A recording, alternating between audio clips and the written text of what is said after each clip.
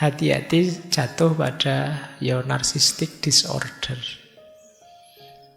Justru kamu jadinya tidak menikmati hidup.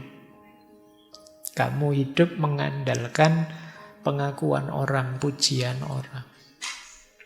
Kemudian kalau yang melankolis, yang dominasi empedu hitam tadi, bentuk ekstrimnya adalah putus asa, cemas, pesimis, overthinking. Nah, dari gangguan-gangguan ini, semoga teman-teman tidak ada yang merasa ngalami. Kalau ada, ya berarti gangguan jiwa. Tingkat orang yang mengalami gejala kecemasan itu di Indonesia pesat sekali jumlahnya, peningkatannya. Kalian juga kan sering mencurhatkan overthinkingmu dan lain sebagainya. Itu gangguan kecemasan sebenarnya. Baik, ini gangguan jiwa jenis kedua. Nanti ada dietnya, ada terapinya masing-masing. Jadi kalau kebanyakan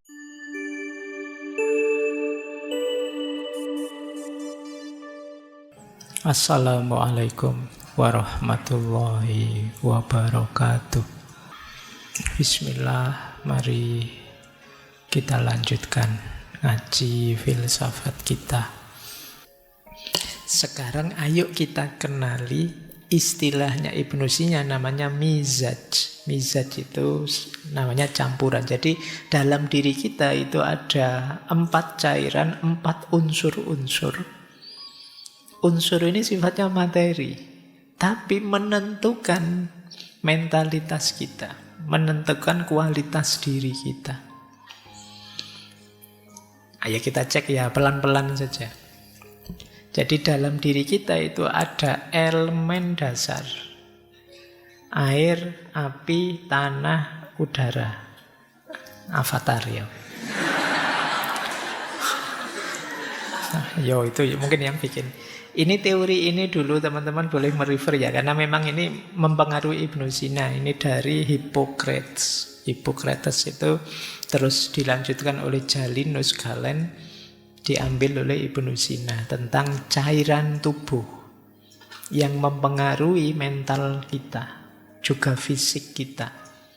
Ya, cairan tubuh itu istilahnya humor. Kalau di situ ada tulisan humor jangan dibaca, wah itu lucu-lucuannya, bukan itu. Humor itu cairannya. Jadi diri kita itu ada 4 unsur: air, api, tanah, dan udara.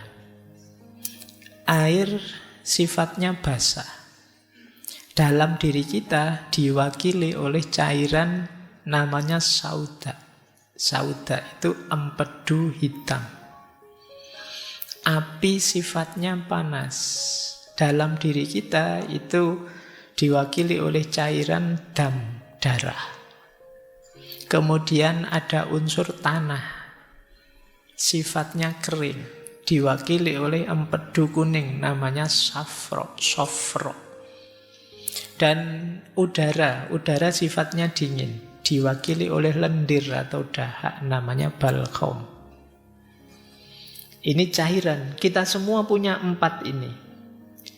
Biasanya setiap orang ada yang dominan cairan-cairan itu. Jadi kalau kita ingin mental kita seimbang, sebenarnya yang 4 ini kita buat seimbang, tapi pasti ada salah satu yang dominan. Kalau orang ini elemen dasar airnya yang dominan, yang tadi sauda empedu hitam, itu biasanya orangnya, temperamennya, wataknya biasanya namanya melankolis. Nah, coba dicek ya kalian nanti ada di mana. Orang melankolis itu introvert, analistis, perfeksionis. Pendiam, jarang bergaul, perfeksionis, tapi teliti, analistis. Kelebihannya orang melankolis itu dia terorganisir, penuh rencana, serius hidupnya. Sayangnya dia ada sisi negatifnya, yaitu sensitif, baperan, pesimis, dan suka overthinking. Mikirnya suwe, memutuskannya lama. Nah, itu berarti kalian kebanyakan sauda tadi, empedu hitam. Nanti ada dietnya, ada terapinya masing-masing. Jadi kalau kebanyakan itu ya mungkin diatur lagi gaya hidupmu. Introvert, analistis, perfeksionis. Kalau kalian kuat di api, darahmu lebih dominan. Kepribadiannya namanya sanguinis. Kepribadian sanguinis itu kebalikannya melankolis. Dia ekstrovert, optimis, spontan. Kelebihannya orang jenis ini enak diajak komunikasi. Kalau ada dia rame situasinya, ceria situasinya. Sayangnya orang seperti ini sulit diajak komitmen, susah berorganisasi, terus biasanya tidak konsisten. Jadi tipe ini kalau jadi supporter enak, rame dia. Kalau buat rame-ramean enak. Tipe sanguinis. Ini kuat di dam atau darah, ciri panasnya. Kemudian ada kalau yang dominan unsur tanahnya, empedu kuning atau soft rock. Ini temperamennya namanya tipe koleris. Tipe koleris ini orangnya tegas, enak jadi leader, ambisius. Kelebihannya dia fokus, pekerja keras, pinter memutuskan. Sayangnya tipe koleris ini agak arogan, ingin dominan. Karena dia punya karakter leader, jadi dia ingin menguasai. Terus empatiknya kurang, jadi tidak bisa merasakan yang dirasakan orang lain. Tapi enak kalau jadi leader, karena dia fokus, bekerja, dan cepat memutuskan. Kalau ada di sini yang merasa tipe koleris, ya besok nyalon bupati ya buat DPR gitu. Kalian pas di situ. Nah, kalau yang keempat elemen dingin, elemen udara, dahak, lendir, banyak. Ini kalau kalian dominan di aspek cairan ini, tipe temperamennya adalah flegmatis. Orangnya santai, ndak baperan, pendamai. Pendamai itu ya sudahlah, ndak usah kaku-kaku, ndak usah serius-serius. Kelebihannya tipe flegmatis ini tenang, adaptif, mudah menyesuaikan situasi, dan dia pendengar yang baik. Kalau kalian punya teman tipe flegmatis ini enak, hidupmu nyaman. Sayangnya orang tipe ini itu kurang ambisius, cenderung malas.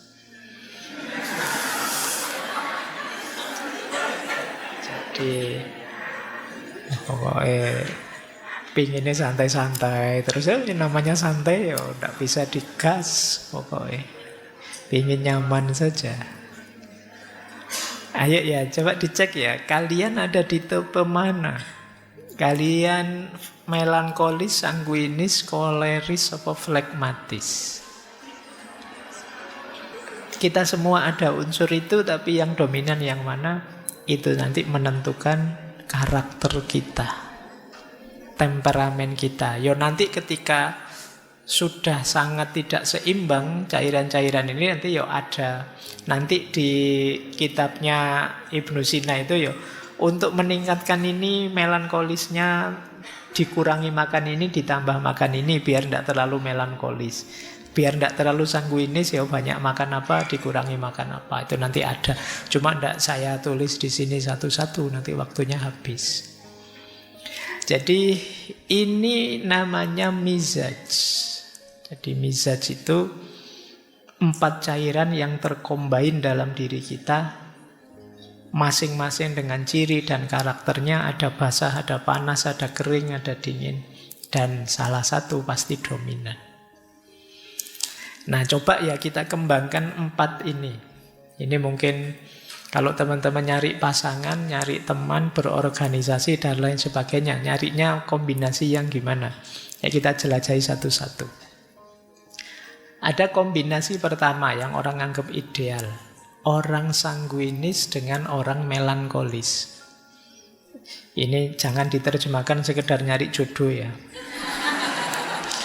Tapi boleh ke sana juga.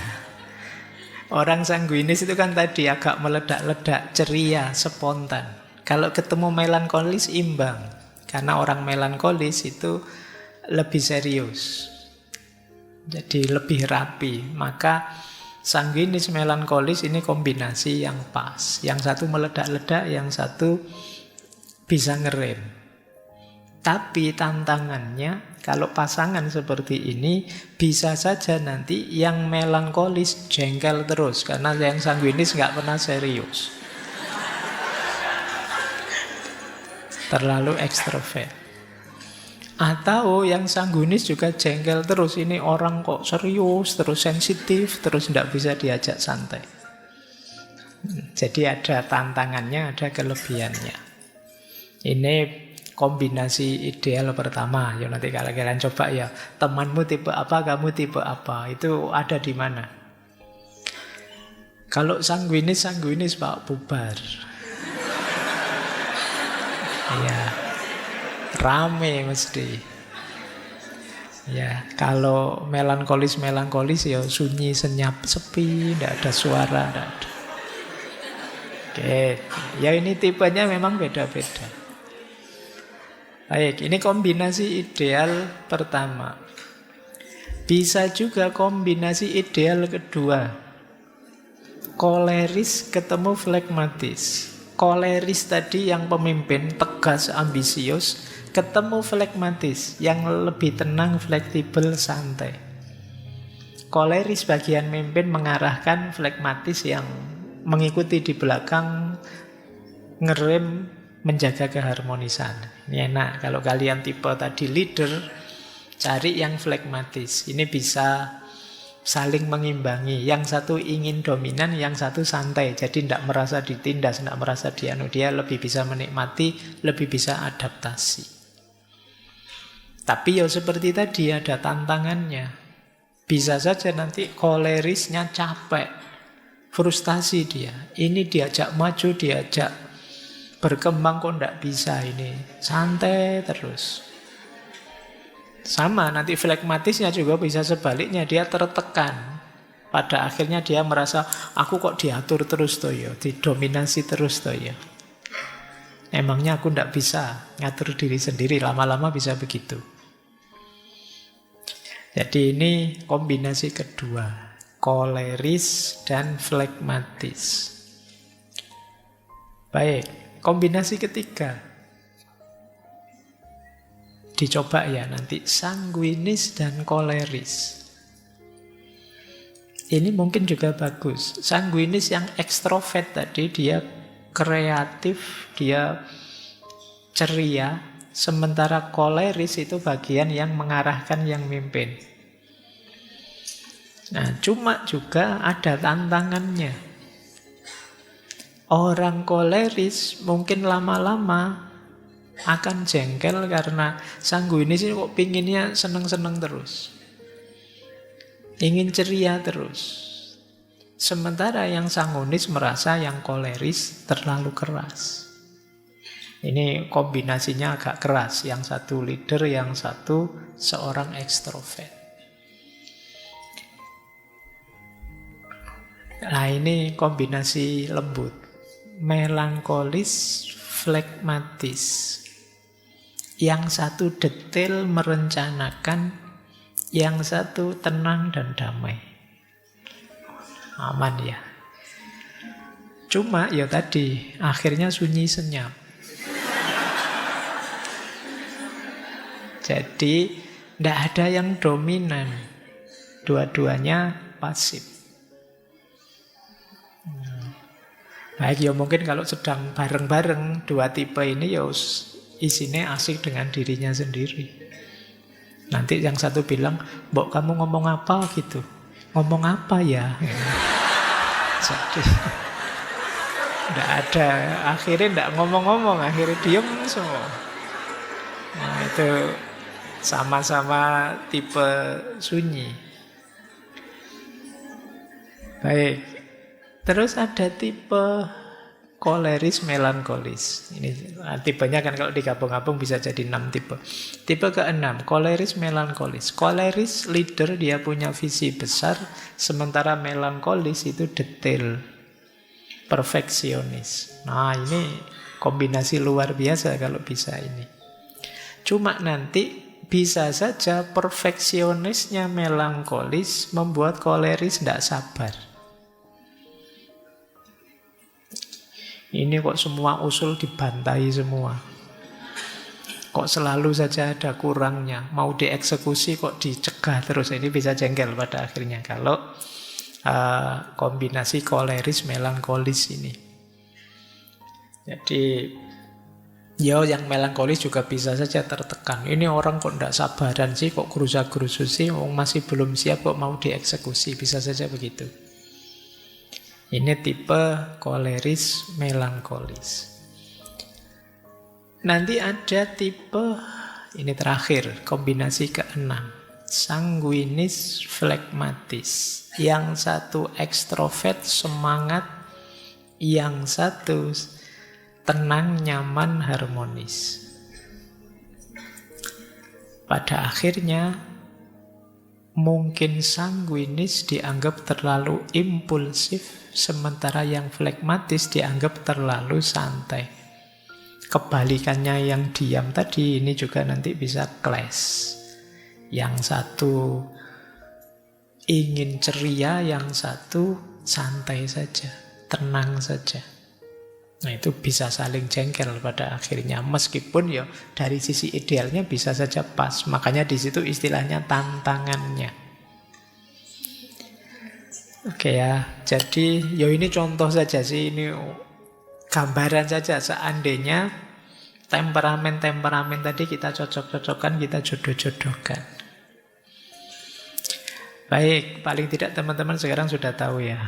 Di dalam diri kita ternyata ada pertarungan antar cairan. Yang istilahnya humor tadi, ada yang dominan, ada yang tidak. Nanti ada hubungannya dengan gaya hidup, ada hubungannya dengan makanan, dan lain sebagainya. Oke, kita lanjutkan. Tadi sudah, sekarang mulai ya menyehatkan jiwa. Kita awali dari beberapa gangguan jiwa. Yang pertama, biar tidak lupa, kita awali dari gangguan jiwa karena humor-humor tadi, cairan-cairan tadi tidak seimbang. Jangan lupa, seorang sanguinis yang tadi dominan darahnya, itu kalau ekstrim bisa memunculkan pribadi yang hiperaktif, impulsif, dan mania. Jadi wajar saja ada orang ekstrovert, tapi kalau bablas tidak terkendali, ini kan dominan darah yang sifatnya panas tadi, dia akan hiper, impulsif, ngamuan, mania. Makanya dalam bahasa Indonesia kan ada istilah darah muda, darah panas. Itu sebenarnya arahnya ke sini. Karena memang aspek darah itu unsur panas. Jadi kalau kalian merasa, Pak saya kok ngamuan ya Pak, saya kok tidak bisa diam ya Pak saya, harus hati-hati, harus siap-siap untuk ngerem. Karena kalau tidak, ketemunya itu hiperaktif, impulsif, dan mania. Sementara yang flegmatis tadi yang cenderung tenang, cenderung tidak mudah terpengaruh, dominasinya yang lendir tadi, yang paling bawah, balhom, itu dalam bentuk ekstrim akan melahirkan orang yang apatis, cuek, lamban. Jadi disuruh ngapa-ngapa nanti saja, besok saja. Itu kalau dalam bentuk ekstrimnya masalah, jadi orang apatis. Apatis itu sudah tidak percaya lagi apa-apa, sudah cuek total pokoknya. Nah ini kalau dominan terlalu besar aspek Flegmatisnya. Kemudian kalau yang terlalu dominan, kolerisnya, yang tadi leader tadi, seorang yang ingin dominan tadi, pada akhirnya dalam bentuk ekstrim yang mulai ada disorder, gangguan jiwa, itu biasanya muncul dalam bentuk agresif, antisosial, dan narsis. Jadi orang narsis itu kan ingin tampil terus, ingin dia disebut unggul terus, disebut baik terus. Ada ndak di sini yang tiap hari posting selfie-annya sedang ngapain, sedang apa, sampai temenmu bosen nge-like, bosen jempoli. Jadi kamu khawatir hilang, kamu ada FOMO-nya terus tiap hari tampil. Hati-hati jatuh pada narcissistic disorder. Justru kamu jadinya tidak menikmati hidup. Kamu hidup mengandalkan pengakuan orang, pujian orang. Ini juga masalah, makanya hati-hati. Oke. Apalagi ada ciri antisosial. Karena tadi orang koleris itu kekurangannya kan sering daya empatiknya rendah. Jadi dia pinginnya maju, pingin sukses. Lupa bahwa orang lain mungkin ada situasi-situasi khusus yang tidak sama dengan dirinya. Kemudian kalau yang melankolis, yang dominasi empedu hitam tadi, bentuk ekstrimnya adalah putus asa, cemas, pesimis, overthinking. Nah, dari gangguan-gangguan ini semoga teman-teman tidak ada yang merasa ngalami. Kalau ada, ya berarti gangguan jiwa. Ini bentuknya agak ekstrim. Tidak apa-apa teman-teman, sekali-sekali kalau memang merasa terganggu dengan ini, datang saja ke psikolog, psikiater. Tidak apa-apa, itu bukan aib, ya sama kayak sakit fisik kita nyari dokter, ya sakit mental juga kita cari ahlinya. Kalau memang sedang gelisah. Kalau sarannya Ibnu Sina apa? Kalau penyakit akibat ketidakseimbangan cairan ini, yang pertama perhatikan dietnya. Apa yang harus dimakan, apa yang jangan dimakan. Nanti ada makanan yang sifatnya panas, dingin, lembab, kering. Nah, itu untuk menyeimbangkan tadi yang dominan apa, berarti kurang apa. Ya nanti kapan-kapan kalau ada yang perlu nanti tak kasih apa sih yang kalau dominan sanguinis, flegmatis, koleris, melankolis itu apa yang harus dimakan, dietnya apa. Cuma kalau disampaikan di sini agak bertele-tele karena masih banyak materinya. Kemudian yang kedua, gaya hidup, olahraga cukup, istirahat cukup. Nah, semoga teman-teman termasuk yang masih sadar olahraga dan sadar istirahat. Kalau olahraga mungkin masih banyak yang suka ya. Saya olahraga tiap hari Pak, kalau ada siaran langsung sepak bola mesti nonton. Itu namanya bukan olahraga, nonton olahraga. Biasanya yang males olahraga itu kalau ditanya, "Mbok kamu olahraga?" Ya sudah, di kampus itu lantai 4 tiap hari saya naik, saya turun, kan itu olahraganya. Mesti gitu kan. Itu alasannya orang males olahraga itu. Baik, ya kalian tetap harus ada olahraganya, ada istirahat. Istirahat juga penting. Semoga di sini tidak banyak yang suka melekan.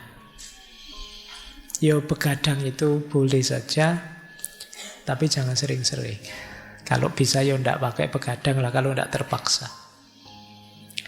Ya kalau yang usia-usia kalian biasanya kan begadangnya kalau sekarang ngafe ya, ngopi, atau nonton siaran olahraga, nonton sepak bola gitu ya. Ya tidak apa-apa, cuma jangan sering-sering, nanti ada efeknya pasti. Gaya hidupmu yang tidak sehat mesti ada efeknya. Kemudian emosi. Kendalikan emosi, stres sekecil apapun bisa mempengaruhi keseimbangan cairan tadi dalam diri kita. Dan yang 4 tentu saja nanti ya kalau memang bermasalah ada obatnya, ada herbalnya, termasuk terapi-terapinya. Kalau memang sudah sakit. Baik, ini yang berhubungan dengan cairan tubuh atau humor. Sekarang kita lebih dalam lagi. Gangguan jiwa jenis kedua. Kalau tadi karena cairan, kalau ini karena masalah mental. Jadi masalah mental itu apa? Ada 3, cemas, depresi, stres. Kalian mungkin banyak yang, karena saya kapan itu baca berita, tingkat orang yang mengalami gejala kecemasan itu di Indonesia pesat sekali jumlahnya, peningkatannya. Kalian juga kan sering mencurhatkan overthinkingmu dan lain sebagainya. Itu gangguan kecemasan sebenarnya. Solusinya menarik, kata Ibnu Sina. Kalau untuk masalah mental yang itu isinya cemas, depresi, stres, lakukan terapi mental juga. Terapi mental itu isinya 3, logika, ilmu, dan filsafat. Ini menarik ya, terapinya malah isinya belajar semua. Wong lagi stres kok disuruh belajar, itu gimana? Maksudnya apa? Yang pertama, logika itu membantu kita berpikir jernih dan rasional. Misalnya kita cemas, kadang-kadang kecemasan kita itu tidak beralasan. Cuma ya mengganggu kita tiap hari. Nah kalau pikiran kita jernih, kita bisa menegaskan, ngapain aku kok cemas, wong itu belum terjadi, masih besok, masih bisa ya, bisa tidak, kok aku sepanik itu sekarang. Ini pikiran yang bisa ngontrol kita seperti itu, logika. Jadi logika membantu kita berpikir jernih. Nah, teman-teman boleh mulai latihan logika, ya, latihan berpikir jernih dan rasional. Kemudian yang kedua, ilmu. Kenapa harus ilmu? Ilmu itu membantu kita memahami dunia. Seringkali yang membuat kita stres, depresi, cemas, itu kan situasi-situasi di sekeliling kita yang kita tidak paham. Kemarin waktu pandemi itu seluruh dunia belum terlalu paham tentang kerja dan mekanismenya virus COVID-19. Semuanya panik, banyak orang stres, banyak orang depresi. Tapi begitu diteliti kemudian tahu, oh ternyata virusnya ini, cirinya begini, kelemahannya ini. Ini kan ilmu. Begitu ngerti ilmunya kita tenang sudah. Banyak kecemasan-kecemasan kita karena kita belum tahu. Jangankan yang besar-besar, belum tahu yang kecil-kecil saja kan juga. Mungkin yang belum pernah ngaji ke sini misalnya membayangkan nanti ngaji di sana kayak gimana ya? Ada absennya enggak ya? Boleh enggak ya saya? Jadi kan pikiranmu kan macam-macam. Tapi begitu ke sini sekarang kamu ngerti ilmunya. Nanti datang lagi kamu sudah ngatur strategi. Oh situasinya kayak gitu, saya datangnya belakangan saja, nanti duduknya di pojok sana, kamu bisa ngatur. Lebih tenang. Maka kuncinya orang stres yang kedua itu ilmu. Ya tadi kalian misalnya belum ngerti tentang teori-teori carian humor dan lain sebagainya tadi, sekarang ngerti. Oh saya ini kok marah-marah ini urusan darah ini yang panas ini. Berarti jangan makan ini dulu, jangan ini dulu biar nggak tambah ngamuan. Ini sekarang kita ngerti ilmunya. Yang ketiga, filsafat. Apa manfaatnya filsafat? Filsafat itu memberi kita kerangka makna hidup. Menunjukkan kita tujuan ideal hidup. Dan ini menenangkan.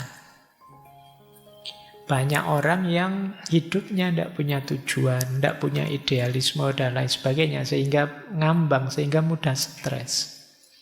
Orang itu kalau punya tujuan hidup, punya visi, punya makna hidup, Mungkin mengalami kegagalan-kegagalan kecil bagi dia biasa. Yang penting tetap lanjut menuju cita-cita besarnya. Dan cita-cita besar ideal itu ya kita menempuhnya lewat jalur filsafat. Saya sering bilang filsafat itu salah satu jalan untuk kita menseriusi hidup. Jadi selama ini mungkin kita autopilot saja. Bahkan kalian mungkin kuliah sudah semester akhir juga masih belum punya cita-cita, belum punya tujuan. Kalau ditanya hidupmu mau kamu bawa kemana? Kamu ingin hidup yang seperti apa? Belum tahu Pak, belum mikir ke sana. Bahkan jurusan ini saya kira saya juga salah ngambilnya. Kamu bisa begitu. Kamu bisa sampai dewasa tidak punya orientasi, tidak punya tujuan. Nah, filsafat membantu kita menemukan itu. Jadi menarik, kalau itu gangguan mental sifatnya, masalah-masalah mental seperti cemas, depresi, takut, solusinya 3. Logika, ilmu, dan filsafat. Nah, makanya kemarin kita ngaji terus yang jadi buku itu judulnya Menjaga Kewarasan. Jadi kita belajar filsafat itu bagian dari menseriusi hidup biar kita tetap waras. Karena waras versi kita itu kamu cari di ChatGPT juga tidak ada. Seandainya ada juga tidak mesti cocok. Karena yang tahu hidup kita itu diri kita. Jadi coba kamu tanya ya di GPT, wahai ChatGPT, tolong bantu saya biar saya bahagia bagaimana ya. Dia mesti ngomong macam-macam tapi tidak mesti cocok dengan kita. Karena yang tahu diri kita itu kita sendiri. Nah, di sini gunanya kita logika. Di situ gunanya kita belajar sendiri biar dapat ilmu, belajar cara berpikir filosofis biar bisa merangkai makna untuk hidup kita. Baik, ini gangguan jiwa jenis kedua.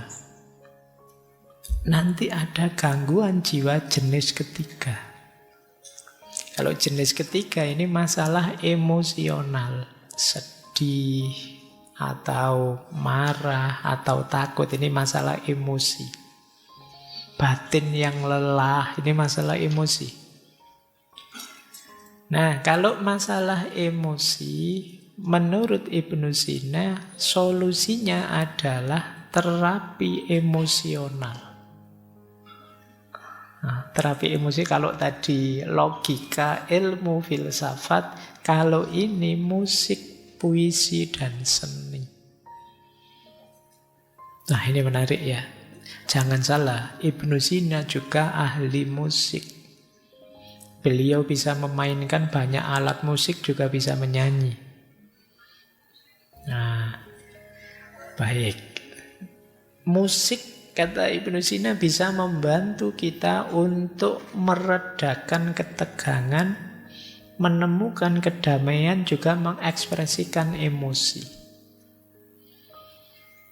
Kalau kalian sedang sedih, marah, atau sedang sangat jengkel, itu kan kadang-kadang coba cari alat musik apa, terus kamu main sak kapoke, lampiaskan kamu bisa. Tidak bisa Pak saya main Pak, yus dimain ke sak senengmu aja kan sudah bisa untuk pelampiasan.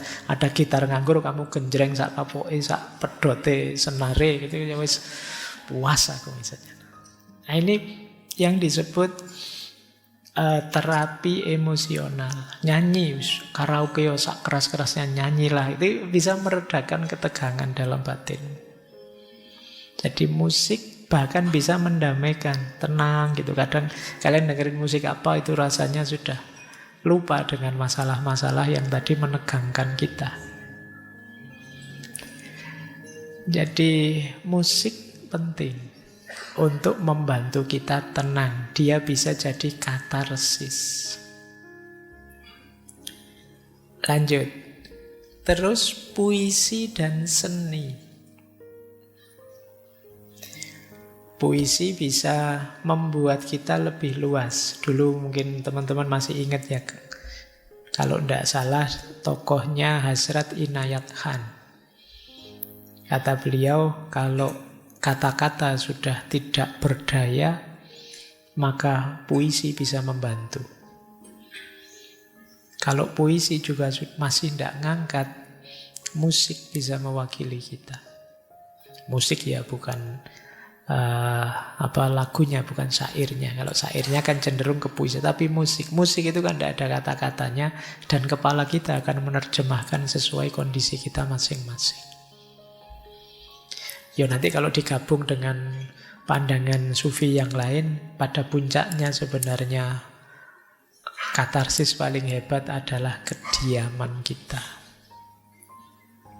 Jadi keheningan itu bisa, tapi yang paling tidak kan coba kalau teman-teman sedang sangat marah, sedang sangat sedih, dan belum bisa mengatasi sendiri. Misalnya tadi pikiran yang kita minta untuk mengendalikan sudah tidak berdaya karena saking sedihnya kita, seni dan musik juga puisi bisa membantu.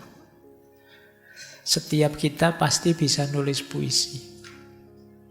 Tidak ada puisi yang jelek.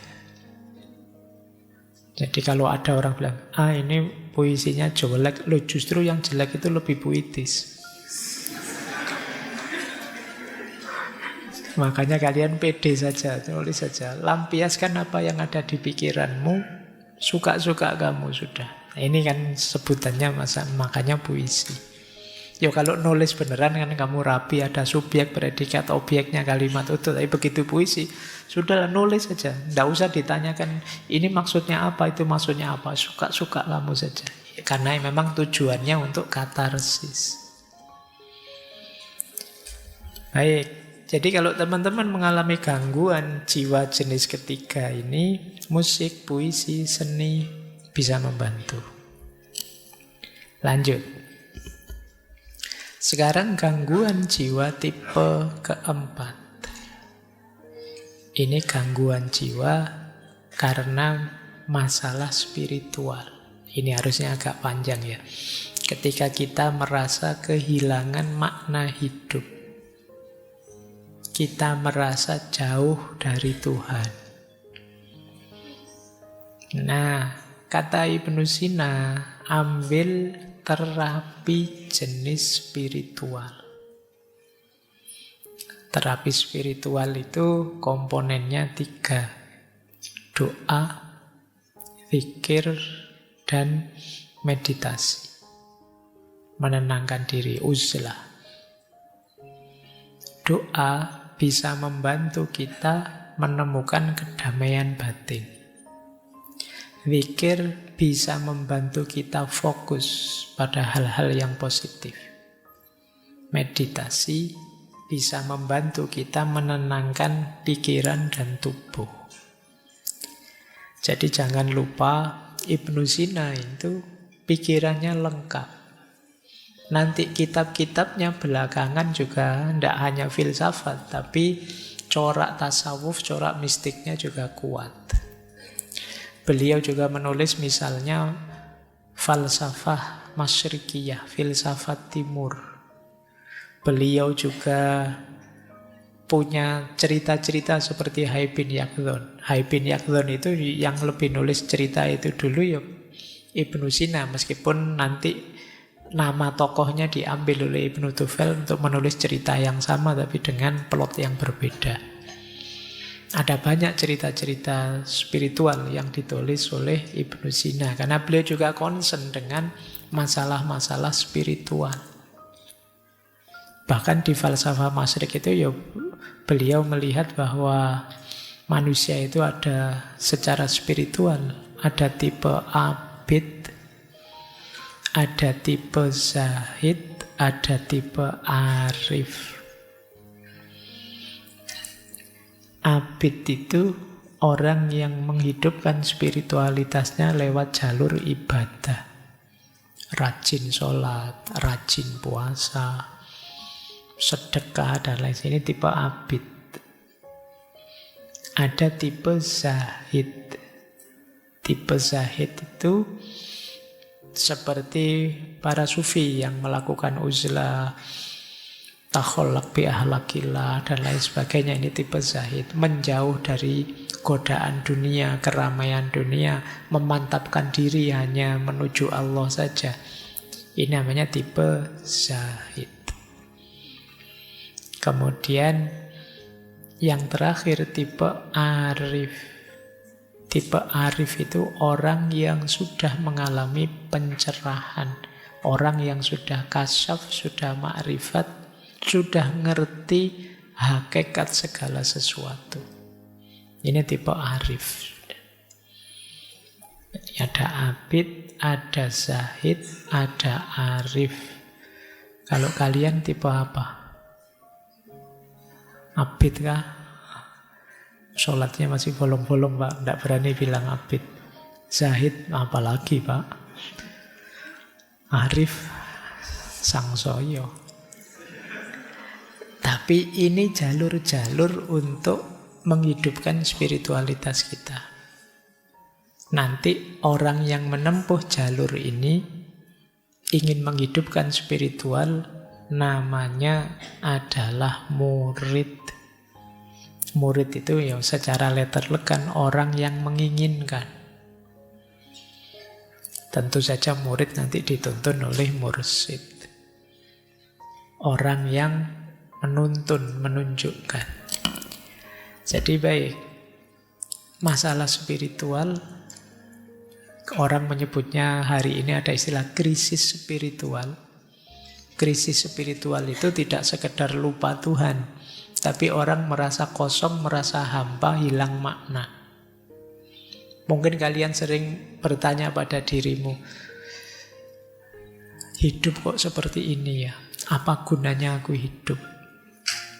Apa pentingnya sih aku hadir di dunia ini? Ini krisis-krisis spiritual. Jadi, apa makna diriku? Apa makna kehadiranku? Siapa sih aku ini? Aku dulu tidak minta kok dihadirkan sekarang. Itu kalau kalian lelah dengan hidupmu sampai selevel itu, kalian sedang mengalami krisis spiritual. Kalian merasa tidak bernilai, tidak bermakna. Krisis spiritual itu biasanya diawali dari, tadi sudah sedikit saya sebut, kalian lupa tujuan.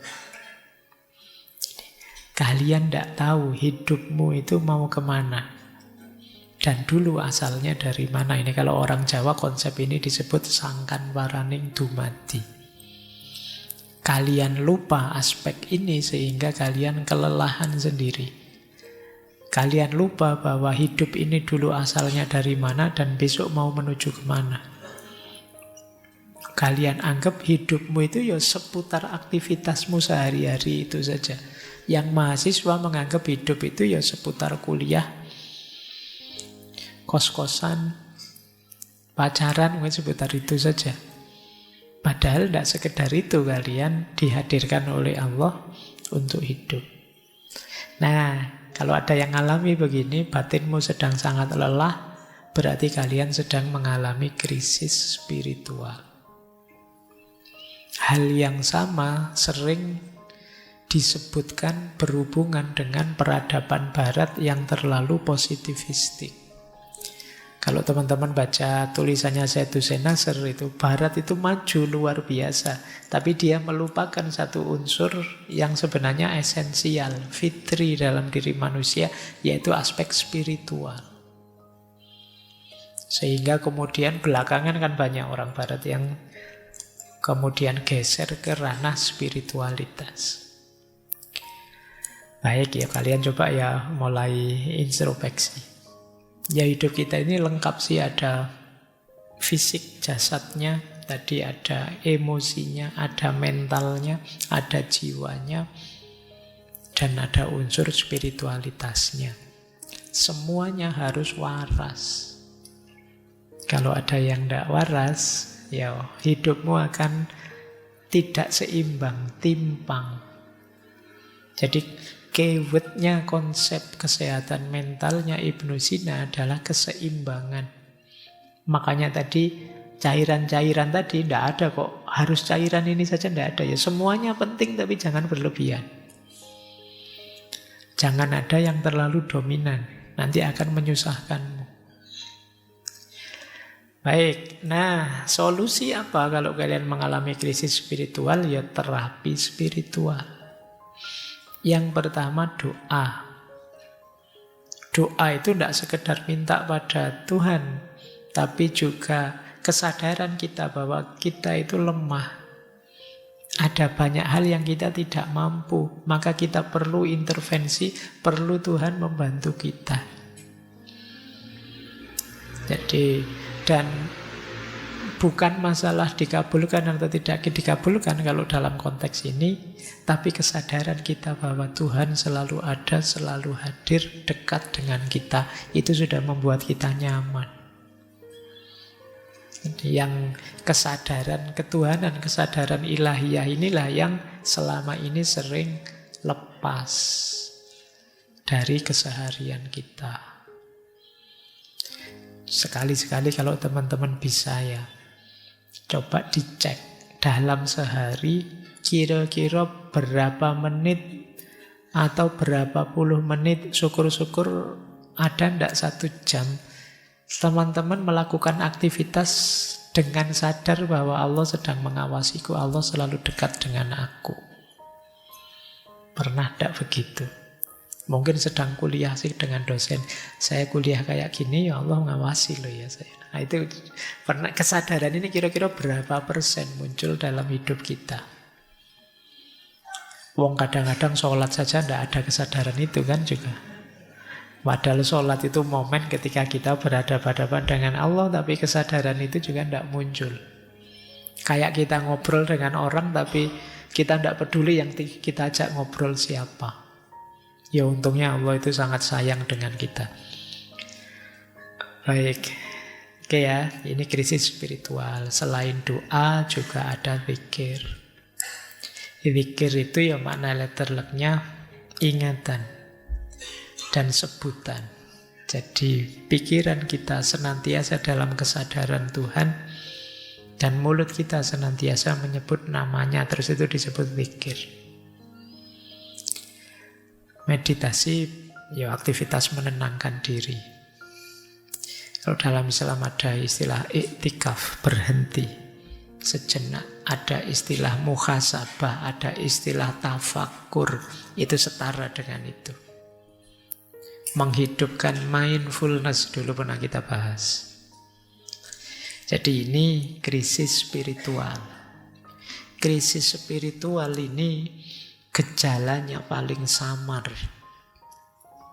Kalau krisis sebelumnya teman-teman stres, teman-teman depresi, teman-teman marah, itu kan kelihatan. Tapi begitu krisis spiritual tidak kelihatan. Hanya kita yang tahu, karena berhubungan dengan dimensi batin kita yang agak dalam. Mungkin kelihatan orangnya sabar, tidak stres, nyaman, bisa menikmati hidup, tapi sebenarnya dia merasa hampa, merasa dirinya kosong. Nah itu bisa saja begitu. Makanya ini teman-teman harus lebih dalam melihat dirinya untuk melihat kalau ada masalah-masalah spiritual. Baik, ambil nafas dulu sebentar. Kalian sudah 1,5 jam ini dapat materi kesehatan mental. Masih ada 30 menit, kita masuk ke beberapa quote yang menurut saya menarik dari Ibnu Sina.